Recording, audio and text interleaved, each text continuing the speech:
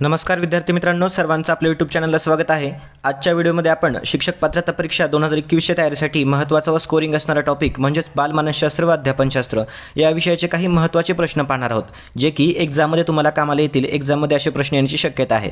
तसंच आता या प्रश्नांच्या उत्तरासोबत मी तुम्हाला जी एक्स्ट्राची माहिती यासंबंधी असणार आहे ती देखील यामध्ये देणार आहे। तर मागच्या सर्व व्हिडिओजमध्ये आपण चारही पर्यायांचं एक्सप्लेनेशन दिलेलं आहे, म्हणजे एखादा प्रश्न आणि त्याचे चार पर्याय हे पूर्णपणे एक्सप्लेन केलेले आहेत। तुम्ही जर ते व्हिडिओज पाहिले नसतील तर व्हिडिओ पहा, कारण की येणाऱ्या शिक्षक पात्रता परीक्षामध्ये अशाच प्रकारचे गेस प्रश्न कमीत कमी 30 पैकी 25 प्रश्न हे आपल्या लेक्चरमधून जशास तसे पडतील याची मला खात्री आहे। त्यामुळे तुम्ही ते सर्व व्हिडिओज पहा। सुरुवात करूया आजच्या व्हिडिओला। प्रश्न पहिला, जन्माच्या पहिल्या अवस्थेला डॅश असे म्हणतात। जन्माच्या पहिल्या अवस्थेला डॅश असे म्हणतात, तर त्याचं उत्तर आहे जंतू अवस्था। जन्माची पहिली अवस्था कोणती असते तर जंतू अवस्था असते। आता विकासाच्या ज्या अवस्था आहे त्यावर दरवर्षी टीईटीच्या एक्झाममध्ये प्रश्न विचारला जातो, म्हणजे जन्मपूर्व अवस्था या अवस्थेचा कालावधी कोणता असतो असा एक प्रश्न येतो। तर जन्मपूर्व अवस्थेचा कालावधी असतो गर्भधारणेपासून जन्मापर्यंत। यानंतर नवजात अवस्थेचा कालावधी कोणता असतो तर नवजात अवस्थेचा कालावधी असतो जन्मापासून 2 आठवड्यापर्यंत। जन्मापासून 2 आठवड्यापर्यंत नवजात अवस्था असते। त्यानंतर येते शैशवावस्था। तर शैशवावस्थेचा कालावधी कोणता असतो तर आता आपण पाहिलं की नवजात अवस्था 2 आठवड्यापर्यंत असते, तर शैशवावस्था ही 3 आठवडे ते 6 वर्ष या कालावधीपर्यंत असते। यानंतर किशोरावस्था। किशोरावस्था किशोरवयीन मुलं जे असतात ते 6 ते 12 वर्षांची असतात। यानंतर कुमारावस्था। कुमारावस्था असते 13 ते 19 वर्ष। तर आत्तापर्यंत मी तुम्हाला ज्या स्टेज सांगितलेल्या आहेत त्याच्यावरच परत रिपीट प्रश्न आपल्याला एक्झाममध्ये विचारला जातो, त्याच्यामुळे ते तुम्ही नोट डाऊन करून घ्या, तुमच्या वहीमध्ये लिहून घ्या। ही गोष्ट लक्षात ठेवा। जन्मपूर्व अवस्था गर्भधारणेपासून जन्मापर्यंत असते। नवजात अवस्था जन्मापासून 2 आठवड्यापर्यंत। त्यानंतर शैशवावस्था जी आहे ती 3 आठवडे ते 6 वर्ष, किंवा तुम्ही फक्त एक ढोबळमानाने लक्षात ठेवा की शैशवावस्था ही 6 वर्षापर्यंत असते। आता या ठिकाणी शैशवावस्था, किशोरावस्था आणि कुमारावस्था या 3 मुद्द्यावर नेहमी आपल्याला प्रश्न पडतो आणि आपण त्याच्यामध्ये कन्फ्यूज होत असतो। त्याच्यामुळं 3 गोष्टी लक्षात ठेवा। शैशवावस्था 6 वर्षापर्यंत, किशोरावस्था 12 वर्षापर्यंत, 6 ते 12 वर्ष, म्हणजेच थोडक्यात लक्षात ठेवा किशोरावस्था 12 वर्षापर्यंत आणि कुमारावस्था जी आहे ती 13 ते 19 वर्षापर्यंत असते। तर अशा प्रकारचा प्रश्न तुम्हाला एक्झाममध्ये विचारला जाऊ शकतो। तर आता आपण पहिल्या प्रश्नामध्ये आणखीन 3 ते 4 प्रश्नांची तयारी केलेली आहे। अशाच प्रकारे आपण पूर्ण व्हिडिओमध्ये टीईटीच्या एक्झामसाठी महत्त्वाचे असणारे क्वेश्चन्स पाहणार आहोत। पाहूया आता यानंतरचा क्वेश्चन। प्रश्न आहे, किशोरावस्थेला मानसशास्त्रात डॅशचा काळ असे म्हणतात। किशोरावस्थेला मानसशास्त्रामध्ये काय म्हणतात तर टोळीचा काळ असं म्हणतात। खूप महत्त्वाचा प्रश्न आहे। टोळीचा काळ कोणता असतो तर किशोरावस्था हा टोळीचा काळ असतो। आता परत प्रश्न आला, किशोरावस्थेचा कालावधी कोणता तर किशोरावस्थेचा कालावधी लक्षात ठेवायचा आहे 6 ते 12 वर्ष हा टोळीचा काळ आहे, म्हणजेच किशोरावस्थेचा काळ आहे। यानंतर नेक्स्ट क्वेश्चन,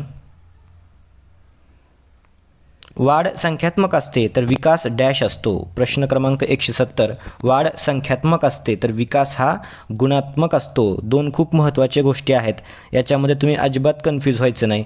कधी कधी उलटा प्रश्न विचारला जातो आणि चूक आहे की बरोबर हे आपल्याला विचारलं जातं। वाढ म्हणजे काय, ग्रोथ ही कशी असते, संख्यात्मक असते, संख्येमध्ये ती मोजता येते। तर विकास हा संख्येमध्ये मोजता येत नाही, तो गुणात्मक असतो। एक गोष्ट लक्षात ठेवायची, आता तुम्हाला इंग्लिशमध्ये सांगतो, क्वालिटी म्हणलं की विकास, क्वालिटी म्हणलं की विकास, आणि क्वांटिटी म्हणलं की वाढ, म्हणजे ग्रोथ ही कशी असते, क्वांटिटीची असते, ग्रोथ क्वांटिटीची होते। आणि विकास म्हणजे डेव्हलपमेंट कशी असते, डेव्हलपमेंट हे गुणात्मक असतो, क्वालिटी असते।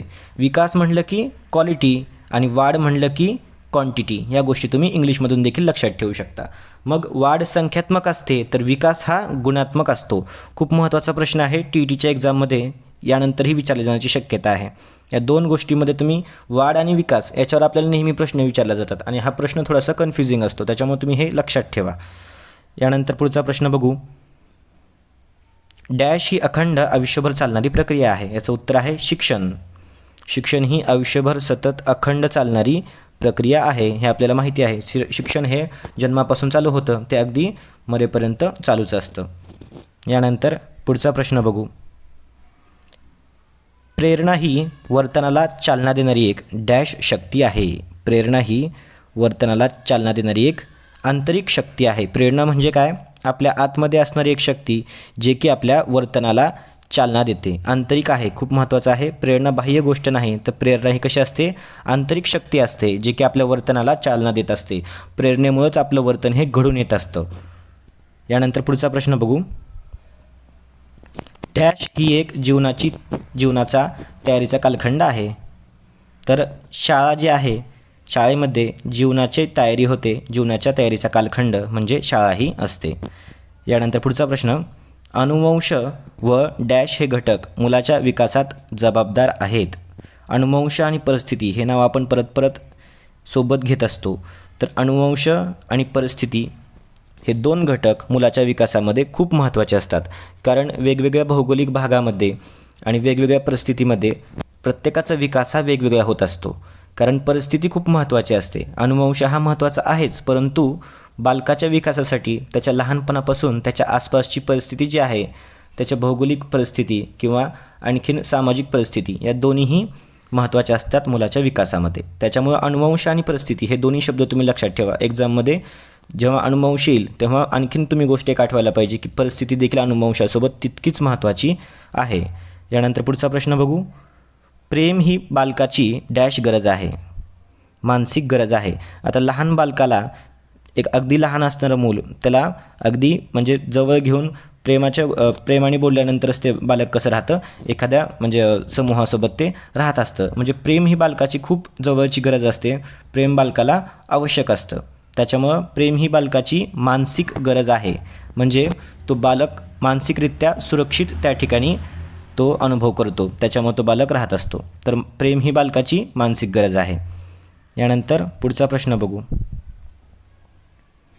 डॅश हे शाळेत घडते तसेच शाळेबाहेरही घडते. अध्ययन म्हणजे लर्निंग. शाळेत घडतं, कुटुंबामध्ये घडतं, मित्रांसोबत घडतं, समाजामध्ये घडतं. अध्ययन हे प्रत्येक ठिकाणी चालू असतं. त्याच्यामुळे फक्त शाळेतच अध्ययन घडतं असं नाही, अध्ययन प्रत्येक ठिकाणी चालू असतं. यानंतर आता आपण या पेजवर महत्त्वाचं काय काय बघितलं ते एकदा पाहू. आपण काय जाणून घेतलं? पहिला प्रश्न होता, जन्माच्या पहिल्या अवस्थेला काय म्हणतात? जन्माच्या पहिल्या अवस्थेला काय म्हणतात? तर जन्माच्या पहिल्या अवस्थेला जंतू अवस्था असं म्हणतात.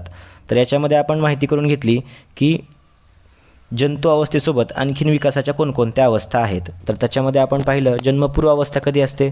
गर्भधारणेपासून जन्मापर्यंत. नवजातावस्था 2 आठवड्यापर्यंत. शैशवावस्था 6 वर्षापर्यंत.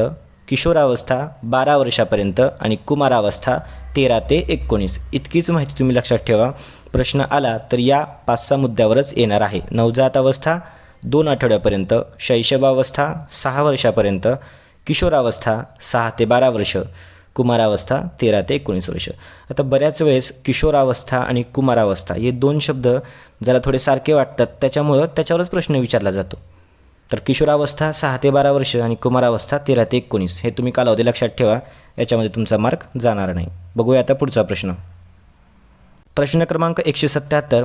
अध्ययनात उद्दिष्टासोबत डॅश महत्त्वाची असते. तर याचं उत्तर आहे, अध्ययनात उद्दिष्टासोबत प्रेरणा ही महत्त्वाची असते. कारण प्रेरणा काय असते? प्रेरणा आपल्या वर्तनाला चालना देत असते. आपलं वर्तन घडण्यासाठी प्रेरणा खूप महत्त्वाची असते. आणि आपलं वर्तन बदल झाला नाही, वर्तन जर घडलं नाही तर आपण उद्दिष्ट मिळवू शकत नाही. त्याच्यासाठी उद्दिष्टाबरोबर प्रेरणा ही खूप महत्त्वाची असते. यानंतर नेक्स्ट क्वेश्चन बघू.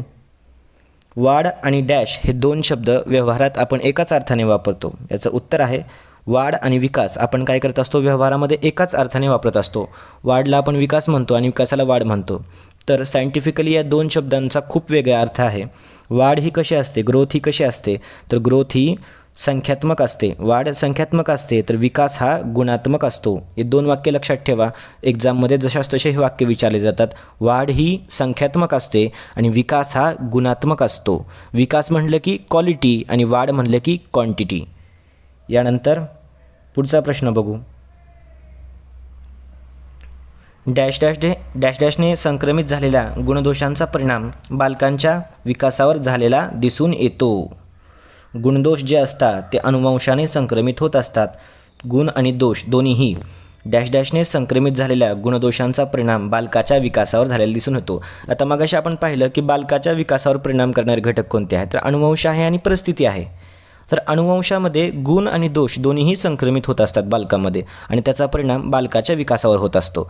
त्याच्यामुळं याचं उत्तर आहे अनुवंश. तर 2 शब्द लक्षात ठेवा तुम्ही, अनुवंश आणि परिस्थिती, या दोन्हींचा बालकाच्या विकासावर खूप मोठा परिणाम होत असतो. यानंतर पुढचा प्रश्न बघू. बालकांचा विकास अनुवंश व डॅश दोन्ही घटकावर अवलंबून असतो. आत्ताच आपण पाहिलं बालकांचा विकास हा अनुवंश आणि परिस्थिती या 2 घटकावर अवलंबून असतो. यानंतर पुढचा प्रश्न. अध्ययन व अध्यापन हे डॅश आहे. अध्ययन आणि अध्यापन हे परस्परावलंबी आहे, एकमेकावर अवलंबून असतं. यानंतर पुढचा प्रश्न बघू. अध्यापनामुळे डॅश होण्यास मदत होते. अध्यापन केल्यास कशास मदत होते? तर अध्ययन होण्यास. शिक्षक अध्यापन करतात आणि मुलांना अध्ययन करण्यासाठी त्यांची मदत होत असते. अध्यापन म्हणजे काय? तर टीचिंग. शिक्षक शिकवतात त्याला आपण काय म्हणतो? अध्यापन असं म्हणतो. आणि अध्ययन म्हणजे काय? लर्निंग. विद्यार्थी शिकतात, विद्यार्थी काय करतात? अध्ययन करतात, शिक्षक अध्यापन करतात. त्याच्यामुळं अध्यापनामुळे विद्यार्थ्यांना अध्ययन होण्यास मदत होते. यानंतर शिक्षक व डॅश यांच्यात सतत आंतरक्रिया चालत असते. शिक्षक आणि विद्यार्थी यांच्यामध्ये सतत आंतरक्रिया चालू असते. वर्गामध्ये किंवा वर्गाच्या बाहेर देखील शिक्षकामध्ये आणि विद्यार्थ्यामध्ये आंतरक्रिया चालू असते. समाजामध्ये आणि विद्यार्थ्यामध्ये आंतरक्रिया चालू असते. तर शिकण्यासाठी आंतरक्रिया होणं ही खूप महत्त्वाची गोष्ट आहे. अध्ययन होण्यासाठी अध्ययन अध्यापन प्रक्रियेमध्ये आंतरक्रिया ही गोष्ट अतिशय महत्त्वाची आहे. तर अशा प्रकारे आपण TETच्या एक्झामसाठी महत्त्वाचे असणारे क्वेश्चन्स आजच्या व्हिडिओमध्ये पाहिले. तसंच आपण जे काही विकासाच्या अवस्था होत्या त्या देखील आजच्या व्हिडिओमध्ये बघितलेल्या आहेत. तर जेणेकरून तुमच्या TETच्या एक्झामला याच्यामधून एखादा प्रश्न पडेल आणि तुम्हाला त्याचा फायदा होईल, हा आपल्या व्हिडिओचा उद्देश आहे. तुम्हाला जर व्हिडिओ आवडला असेल तर व्हिडिओला लाईक करा, चॅनलला सबस्क्राईब करा व नक्की शिक्षक भरतीचा अभ्यास करणाऱ्या सर्व मित्रांना शेअर करा. भेटूया आपण पुढच्या व्हिडिओमध्ये.